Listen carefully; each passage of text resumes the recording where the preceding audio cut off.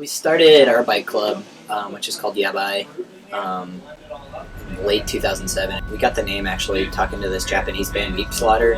They spoke very, very little English, and we spoke a little Japanese that I was trying to figure out just because I'm like obsessed with Japanese crust music. So we're like, oh, how do you say cool? And they're like, they all just kind of like looked at each other and just like, Yabai! And it literally means dangerous or inconvenient, which we feel like encapsulates our attitude on bikes sometimes. Hi, I'm Ryan Frundelen, and I'm part of Yabai Bicycle Club, and we make freak bikes together. I like dogs. I like to make bikes and find things in the garbage. I live at the Ritz-Carlton, which is a now squatted punk house in Orlando, Florida, where we cook food, not bombs, and we make crazy bicycles. This is where we built, it's kind of our workshop.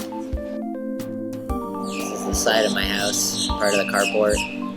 You can see a couple bikes of people who lives there. Behind that are a bunch of found parts and things, random frame tubes, and a bike pile.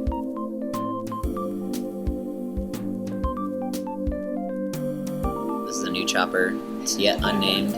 We actually named pretty much all the bikes we make. It consists of a GT Palomar. The handlebars are made from the front, like kind of single leg of like a desk chair. It's a swing bike. It steers in the front and the back. We kind of got the urge to build a couple swing bikes. We made one of them. Basically, it was a mongoose frame.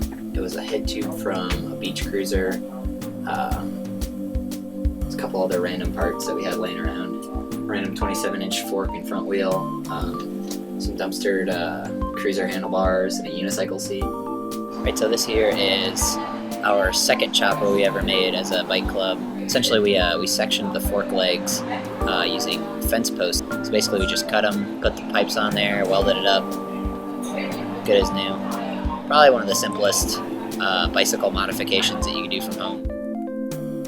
This here is a Mike's Tight Bike that's made out of an old English cruiser. The front triangle flipped upside down and shortened, and the rear triangle flipped backwards but moved forward. You can scrape the pedals on the front wheel. It can flip backwards pretty easily, and he did everything he could to keep the basket, keep the fenders, keep it looking almost unmodified. This one's called Fixed Beard. It belongs to my friend John. It's a monotube fork crown extension style. Basically, this is one fence post welded onto the fork crown of the steer tube that's inside the bike's headset. This is actually probably the only bike that we ever made that had like a color scheme.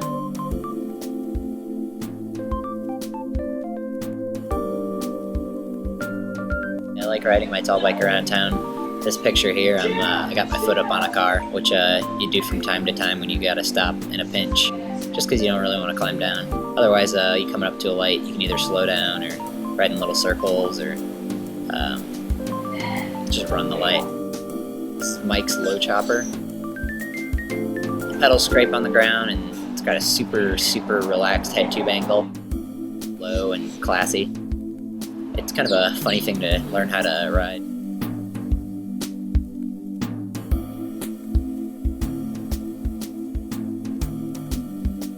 This is me doing some tricks on a track bike. This is a endo to Figgy bar spin to backward circle to a Kia spin. This bike is our cargo bike. We decided that we needed something to haul bigger stuff for our Friday night trash ride. So we were talking sidecars, trailers, all kinds of wacky stuff. The seat steers with the trailer rather than with the bike. We actually invented one of the main build day rules is if you break a tool, you weld it to whatever you're working on. Since then, we've welded a couple wrenches to stuff, but for the most part, we don't break too many tools. We made the trailer actually out of a segment of chain link fence. It's our tallest bike in Orlando, bar none. It's got 3 frames, the middle one upside down, and it's got an extended rear end so that you don't tip backwards on it, which tends to happen as the bikes get taller. I've made that my daily commuter for a while, actually. Riding a tall bike around, especially to work. I live 4.5 miles away from work. I could be in the worst mood ever, get on my bike anyway and feel pretty good. If you're interested in learning more about Yabai Bicycle Club, please visit jitencho.blogspot.com, or you could go to freewebs.com/yabai.